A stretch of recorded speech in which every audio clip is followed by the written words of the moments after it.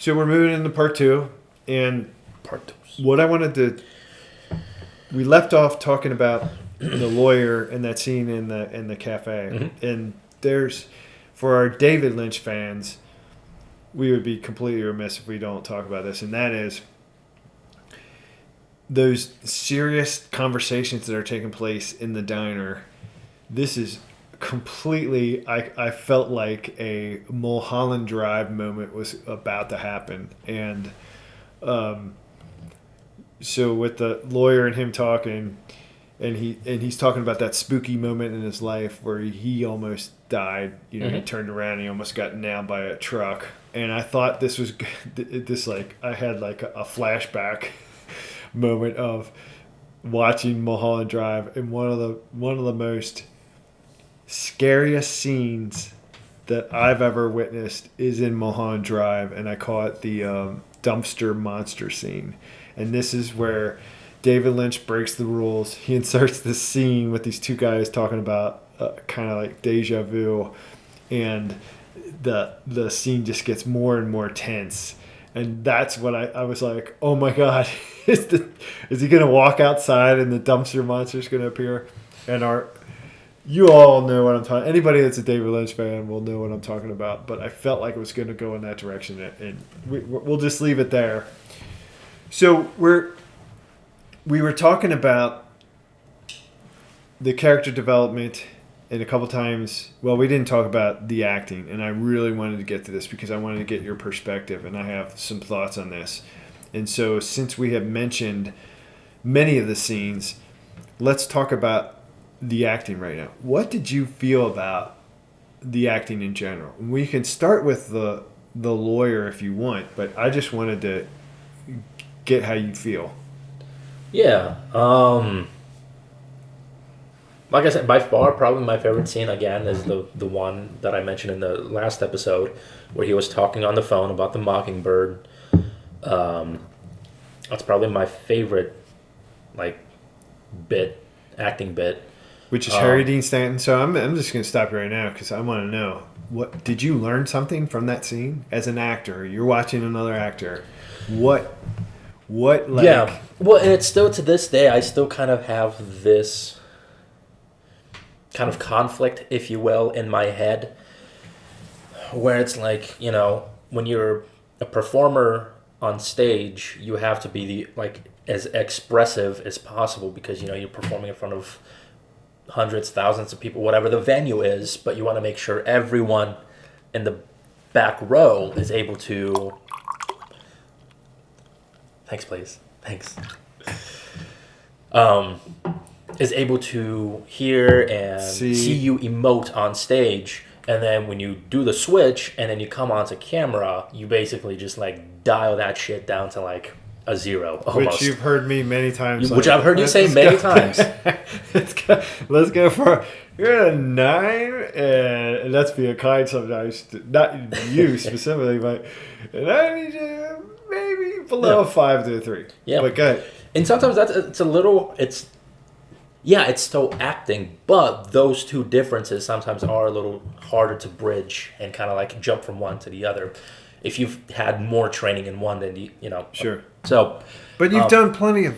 But I've done I've done both. Sure. It seems like you're doing more of films than you're doing theater. Right. I mean, I've switched to doing more on camera. So what did you learn from Harry Dean Stanton in that scene? It was more about the monologue and the vocal expressions and the way he speaks rather than... I mean, he didn't change his facial expression at all. It was just pretty much just a tiny like bit. I agree. No, bit. I know what you're saying. And most of it, again, was done through his monologue and the little tad bit of like closing up that they did as he's speaking. Slow. So pull in. Yeah. So that combination is what really built up the effect. So like the subtlety of it. And the same thing I would probably say from him and David Lynch. Even though David Lynch is like turtle monologue that he had that night with Tortoise the monologue. Shit. I know, it's cool. I made the same mistake. No. That's happened to me in one episode. Deer elk. But yeah, that's also Mansion. Yeah, that was another, I guess, teachable moment.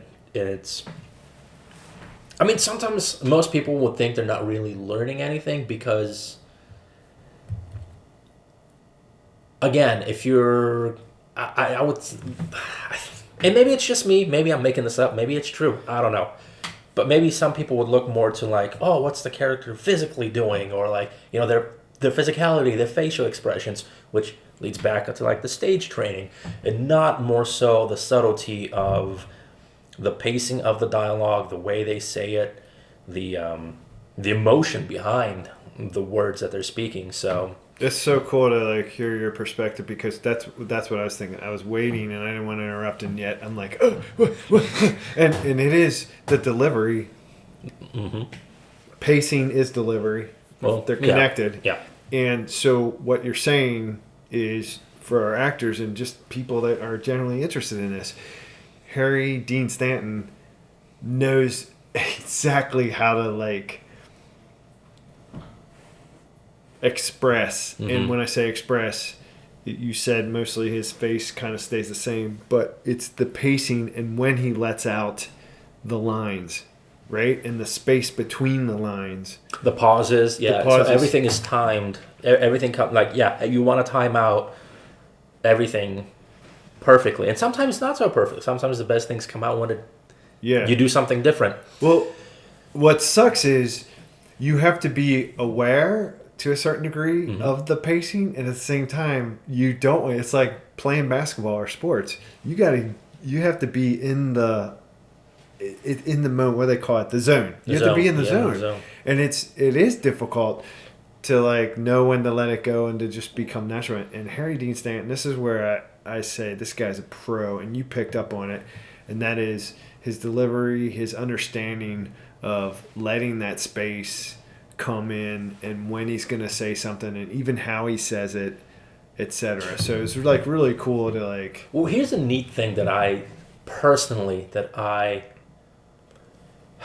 guess I do, or I tend to do when I'm reading scripts, is, and this may or may not, I'm going to be honest, I've kind of forgotten about always fucking be honest, damn it. I'll explain. What I mean is, and God, the different acting techniques, you can study those, but what I have found that I've never really fully incorporated those, and I might have, and maybe I don't know which category of acting technique it falls into. Some people might not. Who cares? Go. But whatever. This is good shit. But what I do when I read a script, like, let's take the Mockingbird monologue.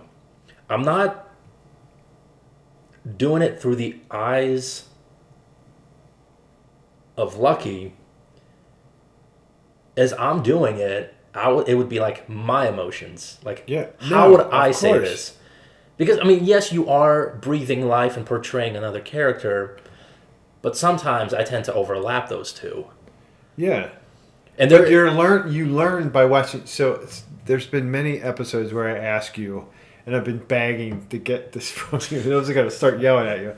Like, what did you learn from these guys? And you're expressing it right now. And I get what you're saying.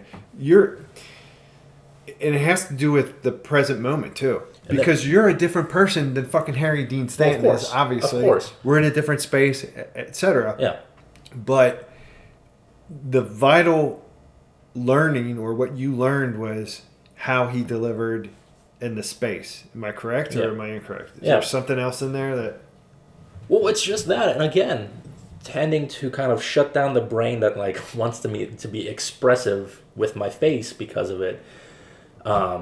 Rather than just focus on the emotion behind the words that you're saying. Fuck your theater background, goddammit. I wish you would have taken all my classes on film and script and writing and came from this angle, and I would teach you all these great films, and you start there, and then you go to the theater instead of having to. No, I'm kidding, because some of my best actors, and I raid from the theater, and I shouldn't say raid. It's like vital to have that, incorporated in the stuff. But that's really cool. So let's jump to this. I have a summation of these actors and the acting. What did you think of the acting overall? Did you think that some people outshined others, or you mentioned David Lynch? What did you feel about the overall acting in this film? Let me start here. Can we both agree that Harry Dean Stanton fucking kills it?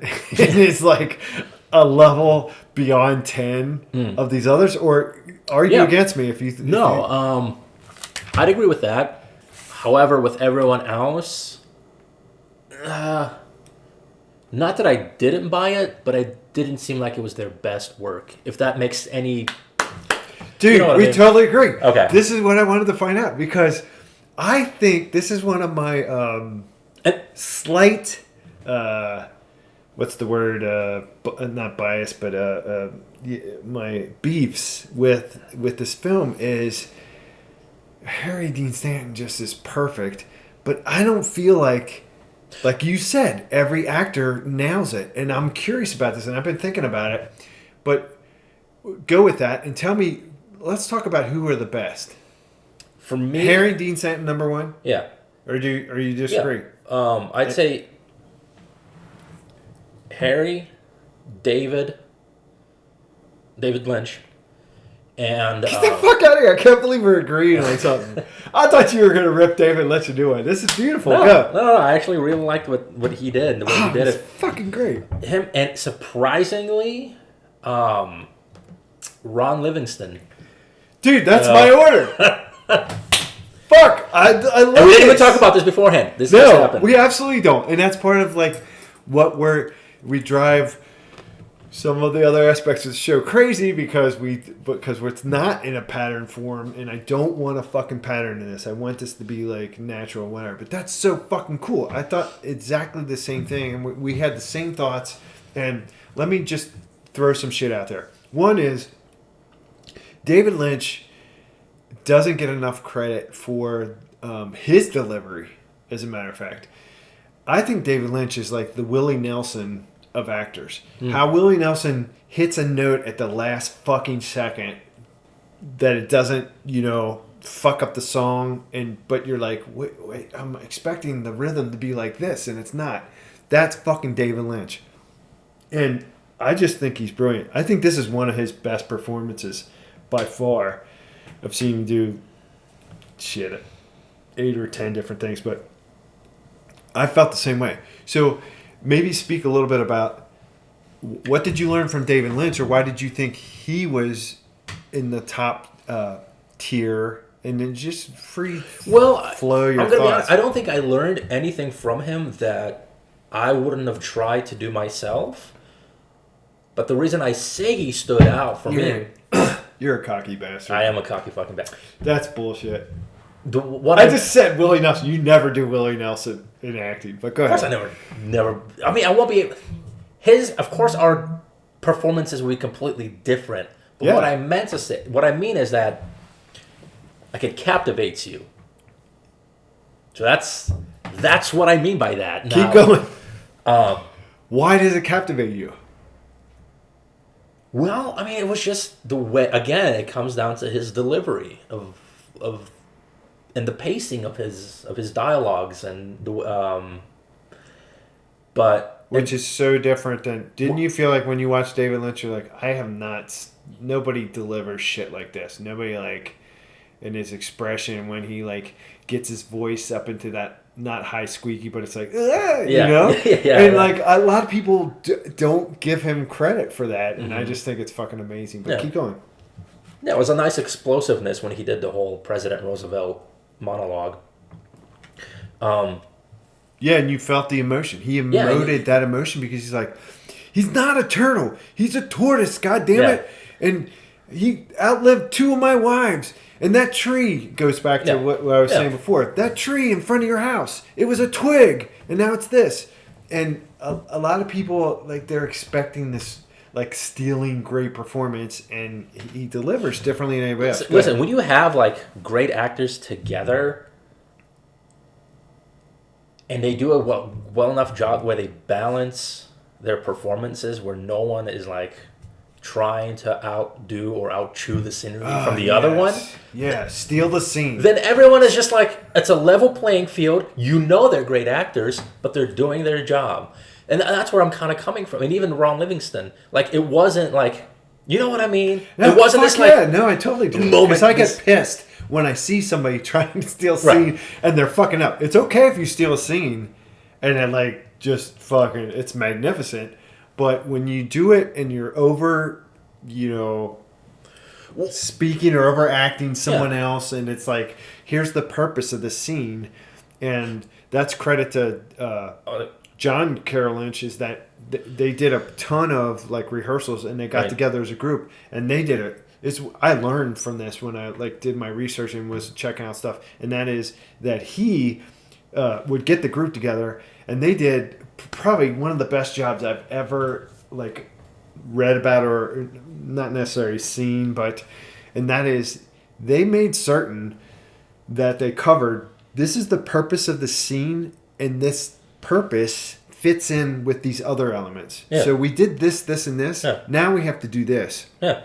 And that gets me to this point. I'm just going to throw it in there because one of the cool things that I read was David Lynch was so respectful. He's a master. That fucker is a master. He's one of the best. He's as good as fucking Billy Wilder, just in a different way. And Billy Wilder's my favorite. Coen Brothers, etc. He's just different. But he was respectful of his brother, of the writer, of the other actors. And the one time that he opened his mouth was, there was an argument, or kind of a working it out, and it was when Lucky is giving the moment when he started opening himself up and he begins to change, and then the interaction between him and the bar owner. You recall what I'm saying about smoking, and you're not going to smoke in here. Oh, at the very end? Yes, yeah. And he shows that he learned, etc. And the way it was written, as well as what John Carroll Lynch wanted to capture, was this is the culmination of the third act. So now you're this changed person, etc. And Harry Dean Stanton, to his fucking credit, was like, no. Like, it can't be that obvious. This isn't my redemption scene. It's too jarring, and it will take away from the overall story. And David Lynch kept his mouth shut the whole fucking time. And he goes, if I may, can I interject? And they probably were open to it because he never did, but also he's a fucking master. And they're like, yeah, tell us. And he said, you have known this all of your life. You just didn't know how to say it. And in this moment, that's what you're pulling off. Yeah.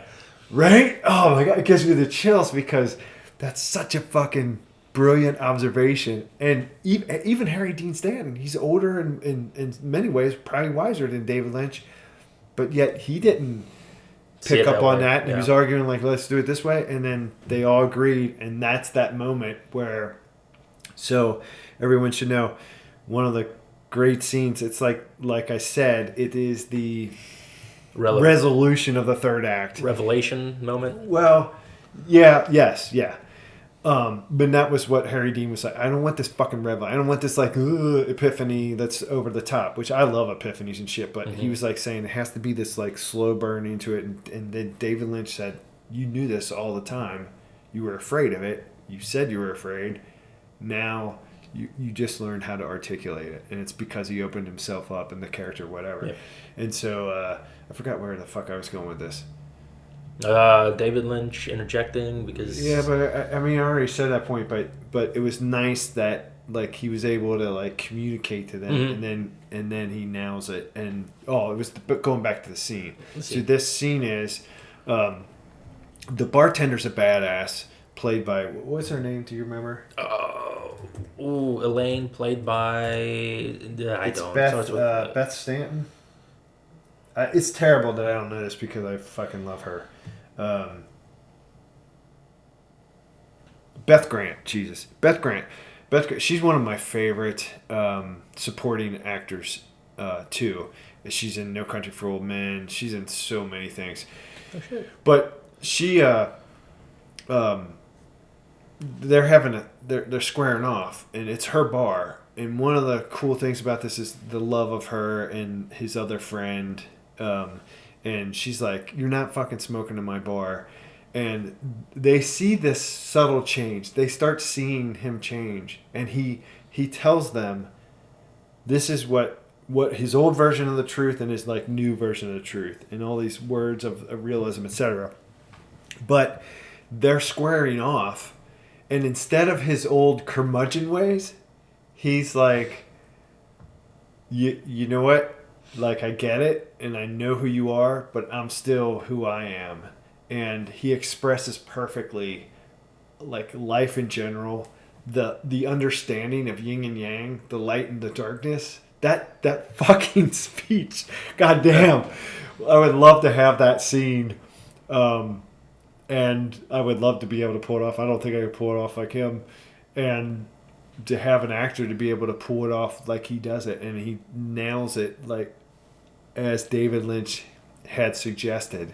And this is such a wonderful scene because we see several scenes before this where she's the owner of the bar and she is a badass and she has respect, and there's this tension between them two. They argue a lot. Like, she didn't like what he did with the lawyer in the bar, and he's always questioning things, and she gets pissed off. But in this scene, after he gave that, I want to say a soliloquy, that fucking beautiful moment, he's explaining why he got kicked out of another place, and he's bringing in all that he's learned, and then he goes to the corner and he stops at the door and he pulls out a cigarette and he lights it up, and what he expressed and what he gave and opened himself up to was so beautiful that she smiles and lets him get away with smoking a cigarette in her bar, which was a total thread where like nobody could smoke in the bar, blah blah blah. And it's also his inability to like allow the new generations or the differences that have taken place. He's like against change to a certain degree, and so that was such a wonderful moment. Like I said, that's the moment where it's the culmination of the third act. And so we were talking about these actors and these performances. I think this is the right moment to talk about after this.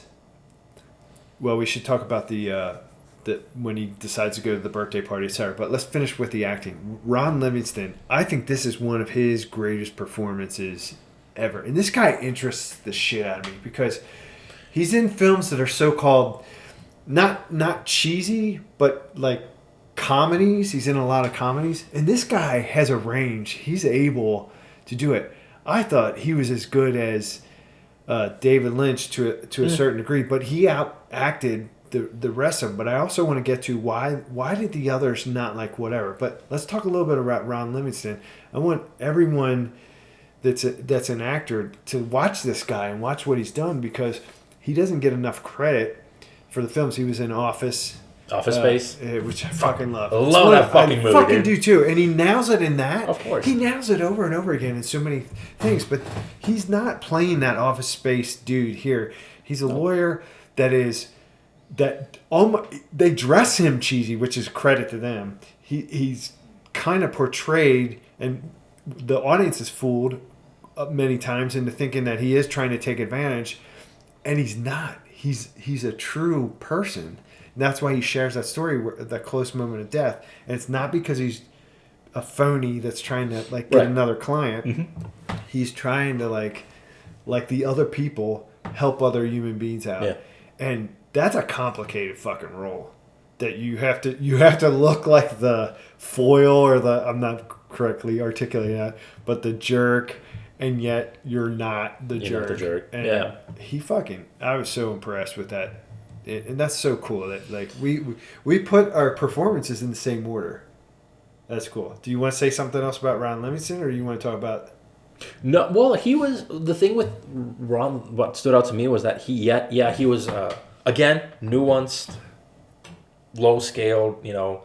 Because this is a realistic. This isn't any kind of. This is realism. This isn't like Hoof-hearted. No one is better at New England. This isn't a fantasy or sci-fi or any of that and stuff. You know what I mean? So this is a realistic drama.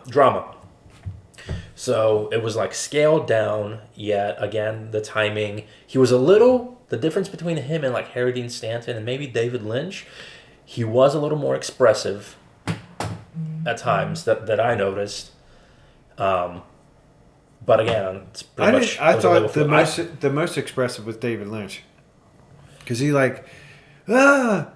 he outlived two of my wives. So I felt like my take on him, his delivery was so much different than the other two. It was not monolithic, but it just kept going. But he did his moments where he stopped and he thought, and he's like, I don't know if I want to mess with this guy, or I want to give him something. But he didn't overact, and it had to be hard. It had to be difficult to do that. I actually think David Lynch's role was easier to portray than his, because he couldn't if he did go over the top or whatever, he went too expressive, you'd be like, oh, okay, whatever. And he had to keep this what's the word I'm looking for, the same kind of consistency level of delivery. Yeah, I think that's what it, and a little bit of consistency. I mean, but he still paused and did all that perfectly. Yeah, that's true. And then, but you're right, you couldn't overact, and he couldn't just be right, a robot. Yeah, his fucking I think lines. he had one of the most difficult fucking roles, and he fucking nailed it. And it's that's so cool that we agreed on all that. So here's the question I want to ask: why, when you said these other actors, it wasn't their best performance, what do you think happened? Because at least a few of these actors are accomplished actors. Yeah, but I felt like it was a little off. The pacing was incorrect or something. And I was just curious as to your thoughts of why did the others... It's one of my... I mean, this film is one of the most enjoyable films I've seen in this decade for sure. I loved it. I don't know if you feel the same way.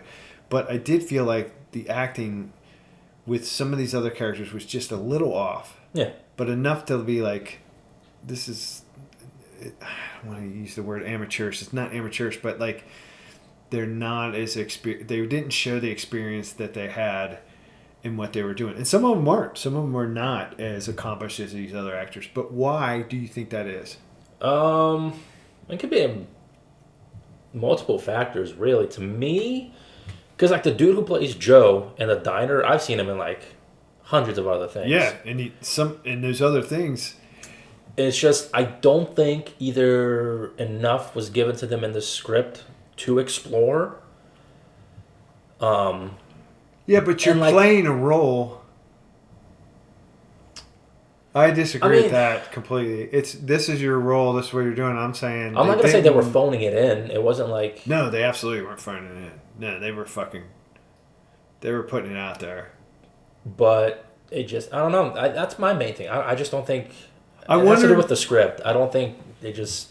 Nah, I don't think it was a script. I think the fucking script was dead on. I mean, I might be protected, right? But no, bullshit. No. Because the dialogue. Didn't you think the dialogue was real when if you just separated the dialogue from how it was portrayed, it fucking worked. That's how I dissected this.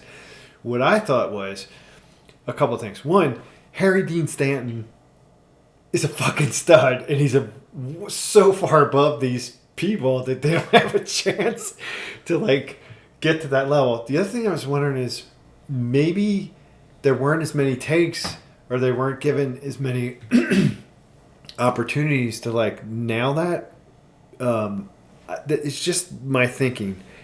And the other part was this film it's so many ways Harry Dean Stanton is coming to the end of his life in real life, and this is what this film is about as well.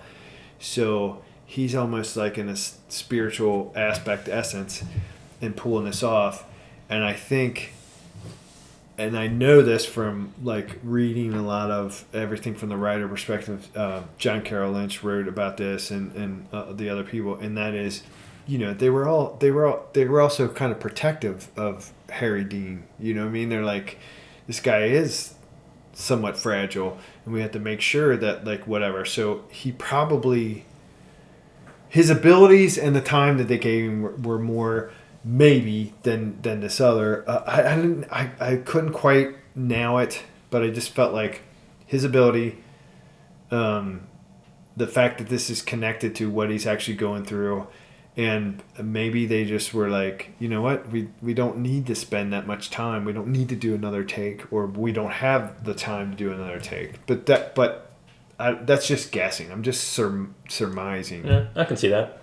Yeah. But we totally agree that some of it was like, yeah. Yeah, you could tell there was just something about it. That's my only beef with this.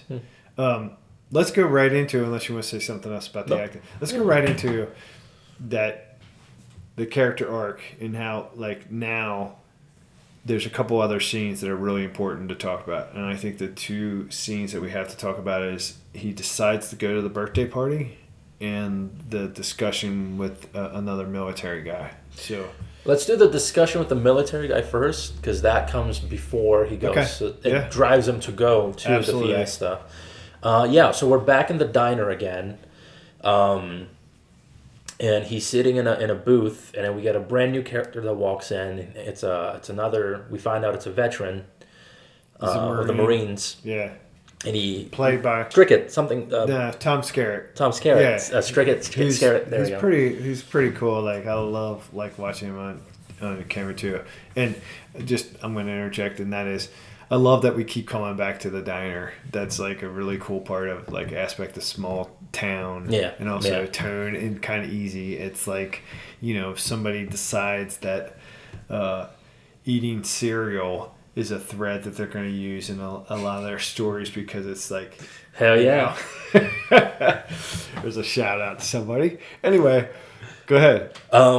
We find out, he's a World War II vet from the Marines. Lucky strikes up a conversation with him. And it starts off with a bit of like a play between like, oh, I was in the Navy, you're the Marines. Yeah, it's almost like an old Western. Yeah. Where they're like facing each other and who's going to draw first. Yeah. A little bit, but yeah. It was like a little jab back and forth about who's better. A loving and a respectful manner. Two veterans that fucking served. And then he goes up and asks to sit next to him. And they strike up about, where they were. We find out more about Lucky's past. He was a cook on one of the transportational landing ships. And that carried all the ammunition. Which would suck. And he asks, they talk about where they were stationed at, and they were both around the Philippines area in the Pacific. We find out that the Marine was in the shit, like hardcore Yeah. stuff. And we see Harry Dean's expression of, oh, Christ, like, you did that before you went to this? Like, it's like he knew.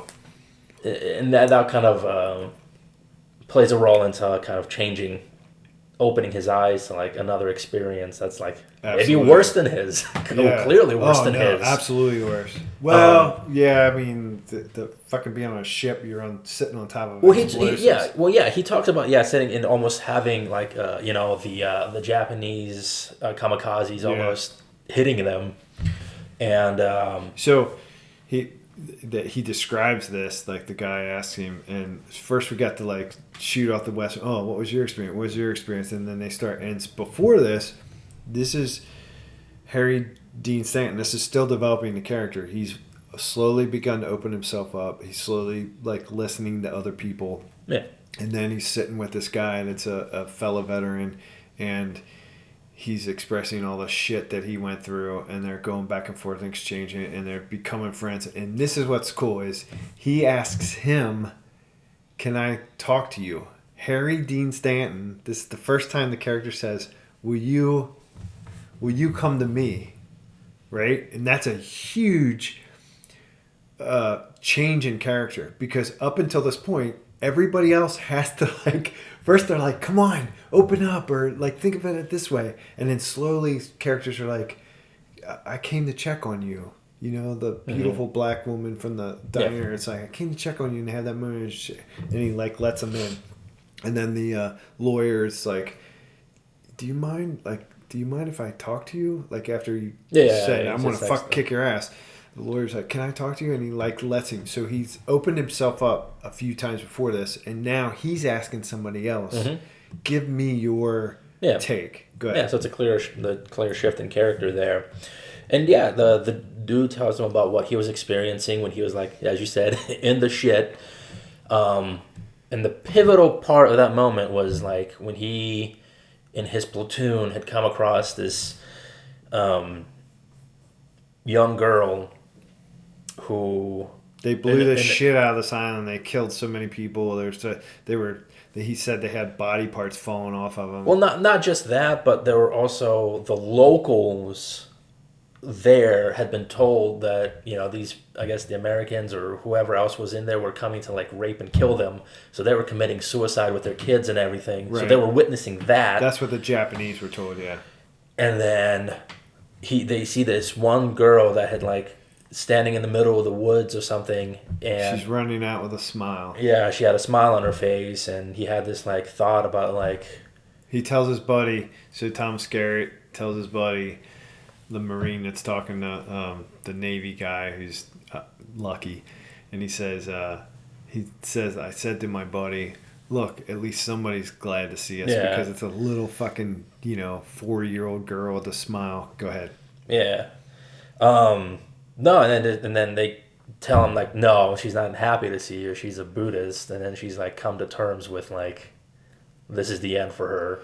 So she's facing it with like a smile on her face, and then he talks about like this like not existential thing, but he's like, it is existential. Yeah, it's existential to have like those two fucking intertwined. The power to like muster that and be. That content, but yet happiness. Genuine. He said it was a genuine smile that she had on her face. Which is happiness. So I think you're incorrect in saying it's not happy. She was happy because it's her introduction into the next life. So she's lived this. This is where she's supposed to, whatever. Turn your fucking phone off. What's up, bro? Like, I tell my students, man, they're not even allowed to have it on the table. Anyway. Bro. What did you feel about that moment? Did you like that Buddhist smile that he said it's a Buddhist smile? Yeah. No, I liked it. But I was like, I could clearly see like all this is like, because then they also cut to like Harry Dean's like expression, and when he's sitting there just listening to the story, you can see the shift of character as that story is being told. So like, some people like you might have to watch it once or twice to get it. But I agree. I saw it because I was. There's enough there that you don't have to like. You're not. It's not super important to like see it several times to know. In that fucking scene that it changed him. Yeah. So that's fucking cool, and they did their job. And which then leads them to the next. I think it may be the very next scene or the scene after that, where he goes to the fiesta. Yes. When he's all opened up. So continual characters developing, open himself up, then invite somebody else over. And previously in the film, he goes in the grocery store. He goes in to buy. The only thing he buys is milk and cigarettes, which is fucking beautiful. And she invites him. Another character. It's like saying, "Hey, come to my son. Would you like to come to my son's birthday?" And in the scene earlier, this is like in the first third of the film. He's like, "Well," he goes, "we'll put that on the burner," because he's like, he's gonna basically blow it off. Yeah. But after these scenes of him finally opening up and then inviting somebody else, he decides to go, which is fucking beautiful. Mm-hmm. Again, character development. Go, hit it. Mike, I want another beer. Keep going. Yeah, and it's just another, just kind of... Top shelf. Kind of seeing his experience through a new lens as his like shift has happened. And blocking the camera. He's just blocking the camera. Anyway, we see him there at the party, and there's a great bit where he strikes up a conversation with the grocery store lady's mother. She introduces the two of them, and she tells Lucky, my mother doesn't speak a lot of English, and then Lucky kind of speaks a little bit conversational, I'm pretty sure is what he said, conversational Spanish to her, and she says, you can tell I'm pretty sure she tells him, like, he sounds very natural. He's actually very good at speaking it. Rheingeist, another local brewery. Rheingeist, but I don't enjoy going there. I like it. I go to Mad Tree. No, that's better for me. No, I'm younger and hip. Mantry's great, but no, Rheingeist, they make better beer. Sorry, Mantry folk. But yeah. But really, the standout of that whole scene is at the very end, is they do a Spanish birthday song for her boy.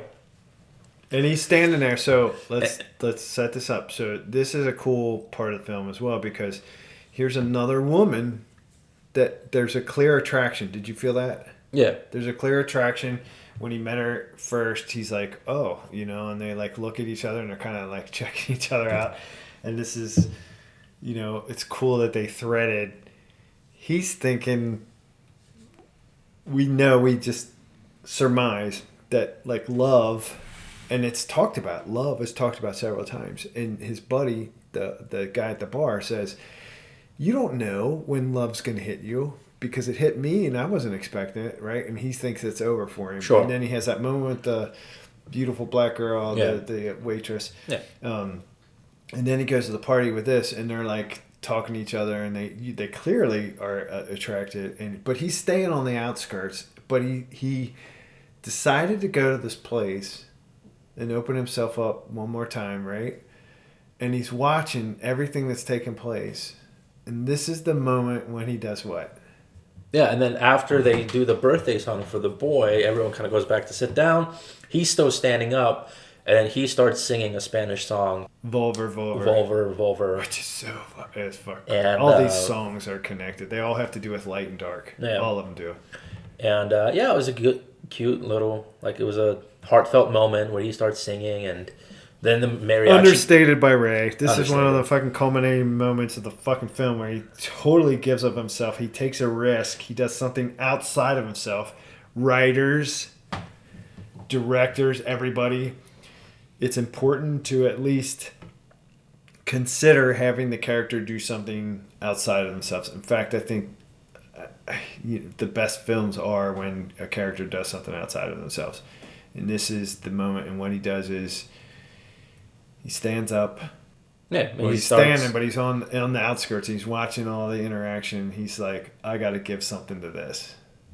And so he sings Volver. Este amor apasionado anda torvo alborotado por volver. And so the party's happening, right? The birthday party, and slowly everybody starts like, oh, this guy's singing. Yeah. And then the mariachi band's gonna join him in just a second.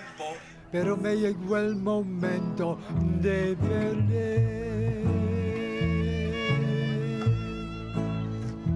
Tú tenías mucha razón, y le hago caso al corazón.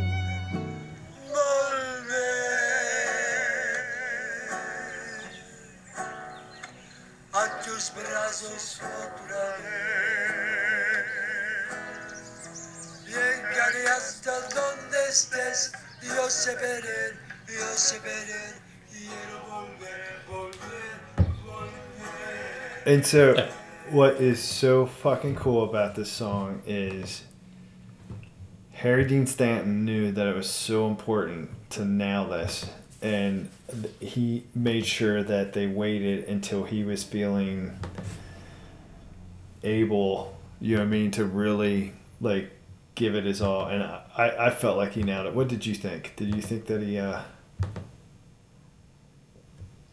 Did you think that singing was pretty great for an old-timer? Yeah, I mean, yeah. He fucking nailed it, didn't he? Yeah, and in a different language, too, so... And so I want to tell... Yeah, exactly. Different, but he knows a little bit of that. So what I want everyone to know is that this song is called Volver Volver, and it's one of the most popular songs in Mexico, sung in Spanish, but the lyrics are, it goes back to that.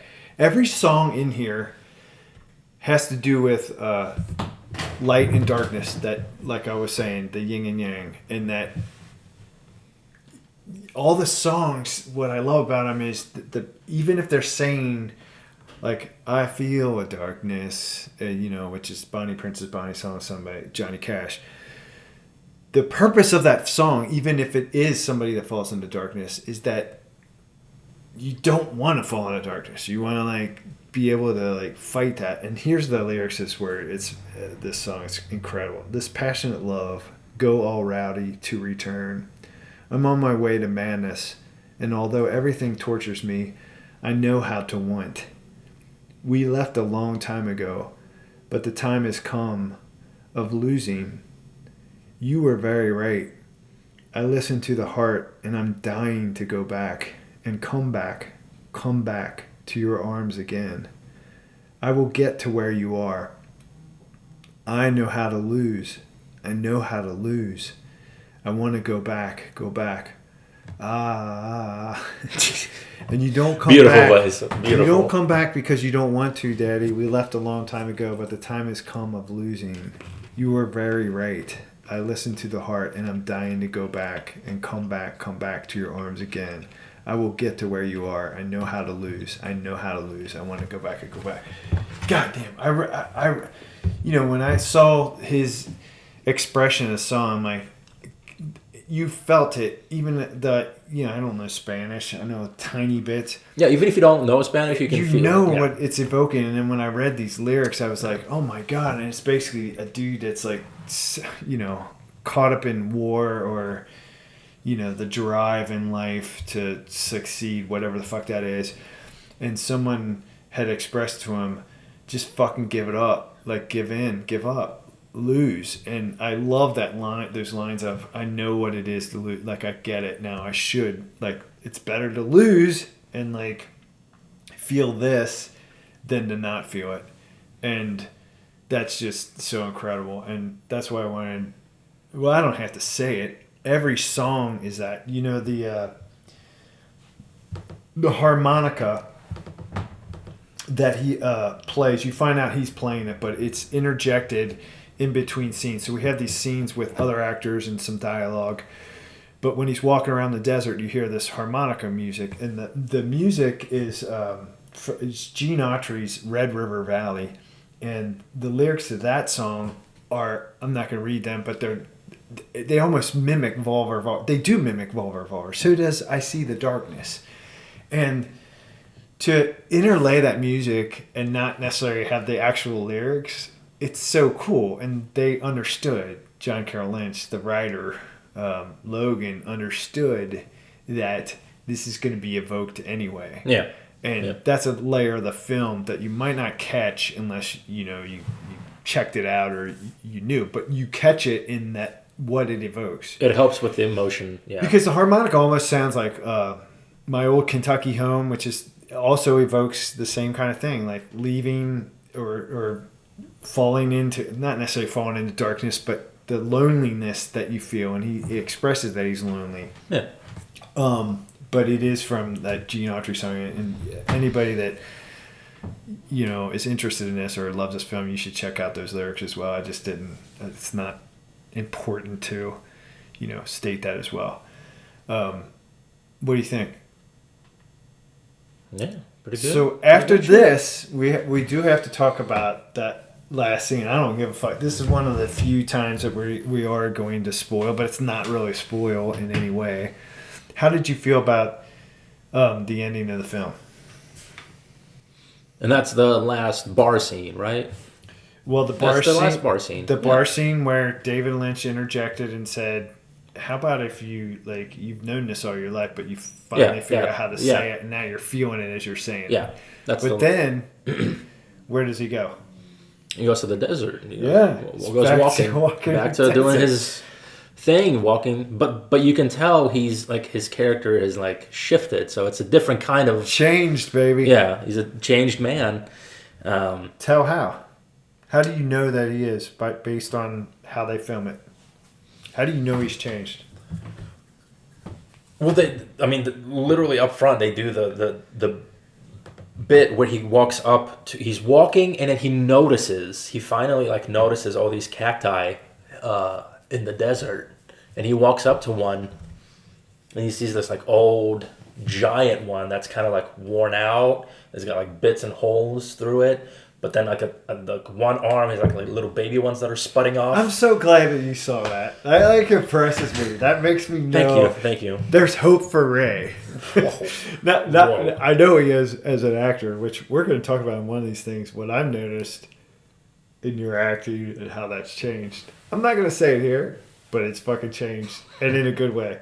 But the fact that you noticed on that one arm of the cacti, the little babies, he doesn't fucking.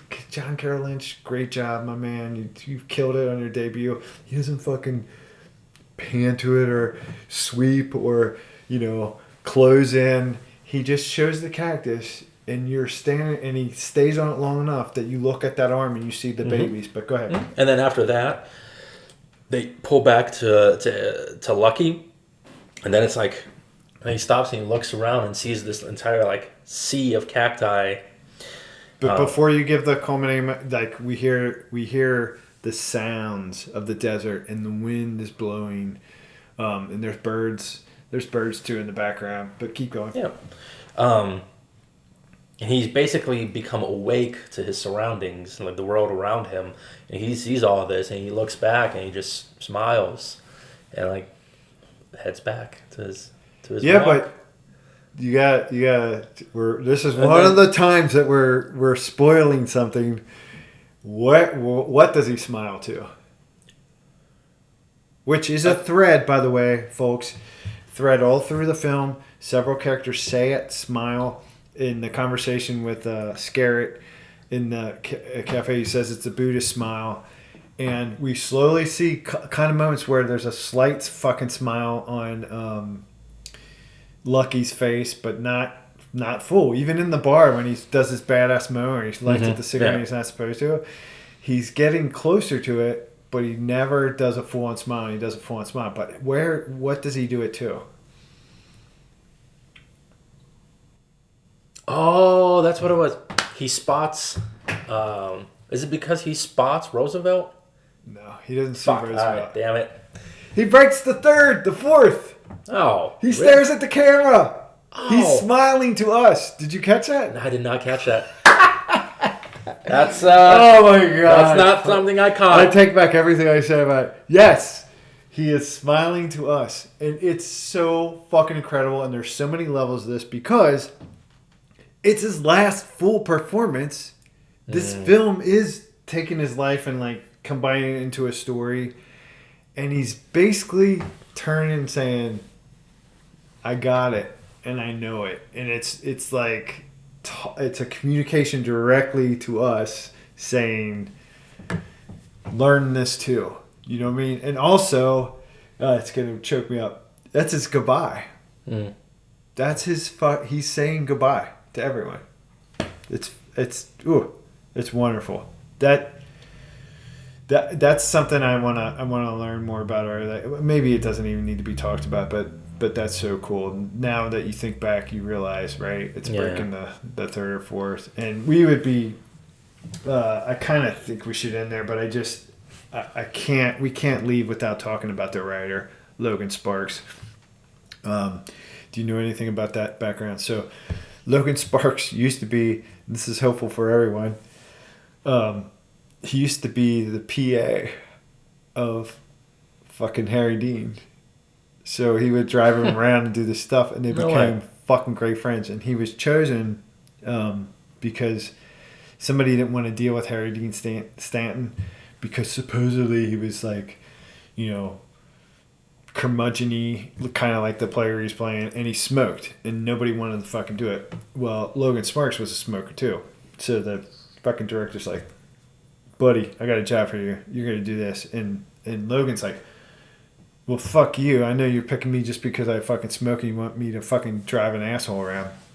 And there's no fucking way that Harry Dean Stanton is an asshole. But anyway, these two dudes got together and became fucking best friends. I mean, best friends, which is really cool. And Logan Sparks, his, like, I don't even want to say assistant because we became friends. He wrote this. This is his writing, and kind of his tribute to Harry Dean Stanton. He also, which I just think is an incredible awesome. Layer. Yeah. And also, with that, he named his child Stanton after Harry. That's how close they were. And it's one of the pictures I'm going to add to my bathroom Hall of Fame is Harry Dean Stanton holding Logan Sparks' child. But what I loved was that Logan Sparks never, you know what I mean? He didn't just like, I'm not just going to accept this place or this thing that you put me into. He became a writer. He became like a friend. He became, he's acted a little bit, but he didn't like stay in any kind of box that was placed. And I just imagine this friendship. And so much of what is written here are kind of different moments of their friendship. You can kind of, imagine that. Mm-hmm. So I don't know. I just thought that was so cool. It's pretty fucking awesome. Aspect, it's like a tribute. Yeah. I love it. Hung out on the regular. It's a good place to end. That's a really good fucking place to end. This was a good one, man. I liked fucking... Hell yeah. Getting your perspective, and we agreed on a lot. Surprisingly. I don't want to say... I'm not going to ask you what you would rate this, but you weren't as enthralled with me.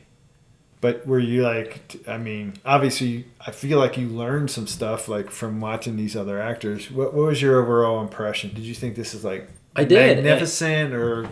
I did, and I really liked the good film. Again, you know this because given my background with film and what I've grown up with and what I'm accustomed to, it's not my particular... I curse your schooling. It's not even my schooling. It's just what I Partly personally... It is. It's just my taste that I've acquired for films and stuff. So you know where I come from and like where you're coming from. It's part of the wonderful aspect of the show. Yeah, but no, this was a great movie. I mean, I will definitely recommend watching, especially like you said for upcoming writers, actors, all that kind of stuff. It's definitely a film to watch for people who want to create and make this art. Yeah. How many times did you watch it? I might be a second before I watch it again. I don't think it's something I can like sit down and immediately rewatch. Come on, man! You're learning from these actors. I know I am. Yeah, but did you only watch it once? I have. But I picked up on all that shit. Yeah, you did. You did. Yeah. But that's cool. All right. It's all up in here. I love it. No, but it was a great movie. Here, you're gonna take this because we're gonna do a cheers to cheers. Harry Dean Stanton. We love you, brother. Rest in peace. Smile back at you. Yeah. Harry Dean.